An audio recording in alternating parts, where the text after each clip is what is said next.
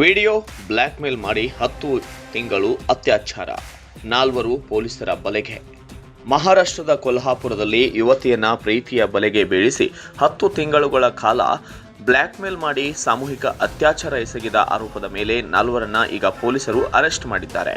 ಮದುವೆ ಆಗುವುದಾಗಿ ನಂಬಿಸಿದ್ದ ಪ್ರಮುಖ ಆರೋಪಿ ಯುವತಿಯ ಖಾಸಗಿ ವಿಡಿಯೋ ಫೋಟೋಗಳನ್ನು ಬಳಸಿಕೊಂಡೇ ಬೆದರಿಕೆ ಹಾಕಿದ್ದಾನೆ ಎನ್ನಲಾಗಿದೆ. ಬಳಿಕ ತನ್ನ 3 ಸ್ನೇಹಿತರೊಂದಿಗೆ ಆತ ವಿವಿಧ ಸ್ಥಳಗಳಿಗೆ ಆಕೆಯನ್ನ ಕರೆದೊಯ್ದು ದೌರ್ಜನ್ಯ ಎಸಗಿರುವ ಆರೋಪ ಕೂಡ ಕೇಳಿಬಂದಿದೆ. ಇನ್ನು ಬೇಸತ್ತ ಯುವತಿ ಪೊಲೀಸರಿಗೆ ದೂರು ನೀಡಿದ ಹಿನ್ನೆಲೆಯಲ್ಲಿ ಸಾಮೂಹಿಕ ಅತ್ಯಾಚಾರ, ಬ್ಲ್ಯಾಕ್ ಮೇಲ್, ಬಂಧನ ಹಾಗೂ ಕೊಲೆ ಬೆದರಿಕೆ ಪ್ರಕರಣ ದಾಖಲಿಸಿ ತನಿಖೆ ಮುಂದುವರಿಸಲಾಗಿದೆ. Bureau report, Kannada Janashri news, Mumbai.